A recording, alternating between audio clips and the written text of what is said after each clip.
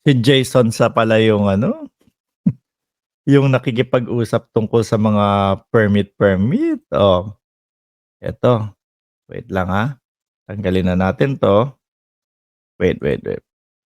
Kalma. Tatanggalin ko lang 'to mga kababayan at ilalagay ito. Okey, X ko na 'to. Iyon. At eto na nga po, since nandiyan na, i-share na natin 'to. Maganda yung merong mga ganito din, nakikita ng manonood 'no, na meron talaga. Oh, eto nga po, eto yung sa Maisog. Oh, yung prayer rally na may konting prayer, madami yung galit sa puso, mga kababayan. Madami yung nakapansin diyan, hindi lang po tayo.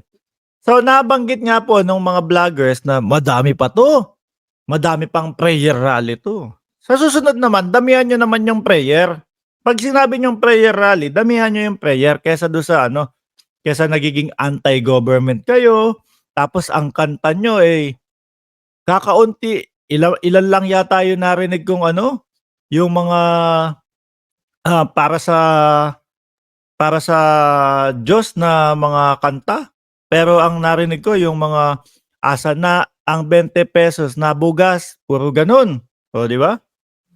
Taliwas po talaga do'n sa mga ginagawa nila, 'no? Taliwas po talaga do'n sa rally nila yung tema nila. Sasabihin prayer rally pero wala, puro gano'n. So, Jason Sa, ayan naka-ano, naka-post. "I received this message last night." Naku, baka hindi nakatulog ito, 'no? Mang Jay, magandang araw po, 'no? Naka-schedule na po tayo sa April sa Bulacan. Naka-schedule na daw. Kaya lang, hindi po tayo binigyan ng permit ng Malolos LGU. Siguro napansin mga kababayan na prayer rally, iba naman yung ginagawa ninyo. Oh, prayer rally yung title niyo tapos wala namang prayer.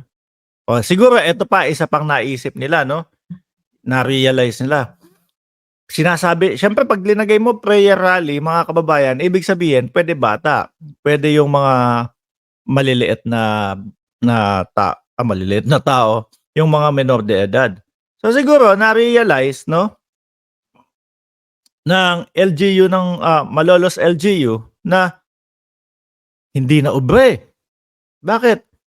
Kasi prayer rally. So ibig sabihin hindi natin puwedeng, um, limitahan yung edad nung mga a-attend diyan.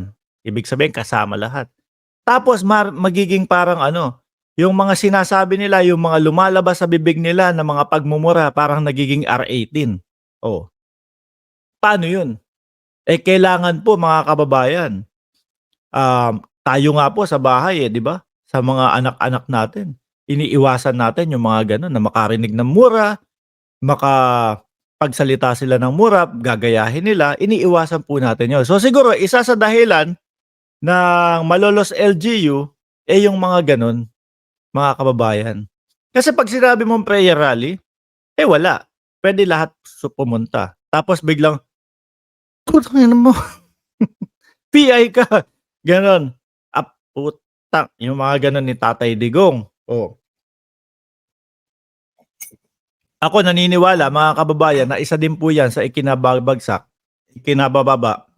'no, ng kumbaga na bumababa yung, ano ba tamang word dun? Kumbaga bumababa yung ano, si Pangulong Duterte, Kaya yung kung sakali na tumakbo talaga ng senator si Pangulong Duterte, ako para sa akin hindi na.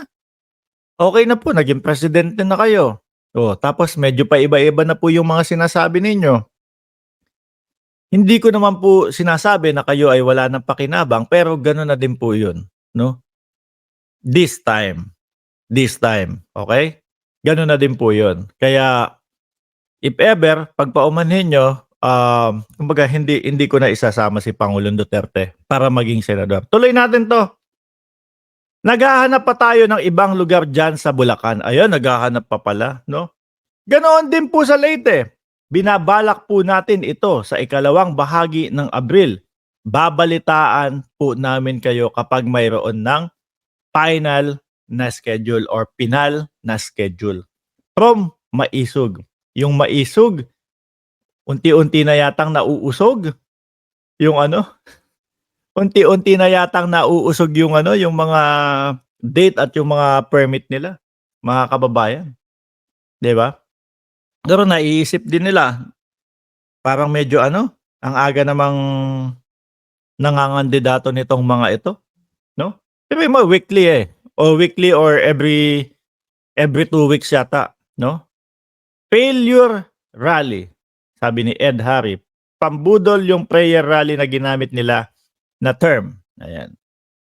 Tsaka ito hindi naman ako against kay Pangulong Duterte, dating Pangulong Duterte. Sorry napansin ko lang. Nung time na si Pangulong Duterte, dating Pangulo, no?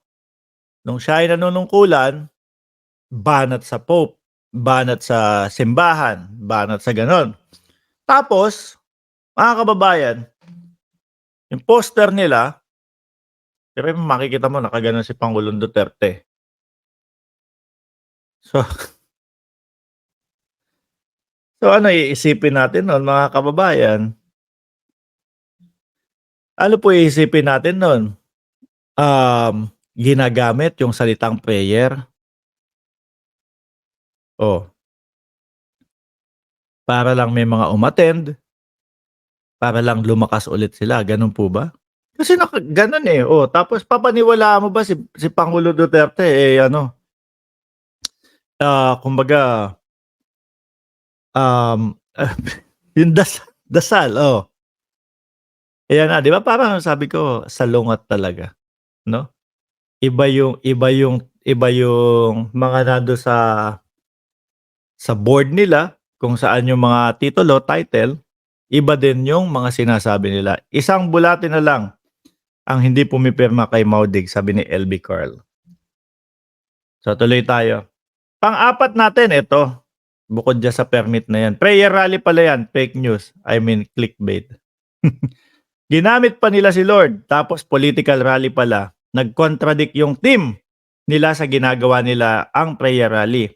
May praise and worship tapos exhortation of the word of God. May altar call. Maite, Maite Baisa, minura na niya lahat kahit Pope, kinaya niyang murahin. Degonyo is a pathological liar watching from Vancouver, sabi ni Sunny Jimenez.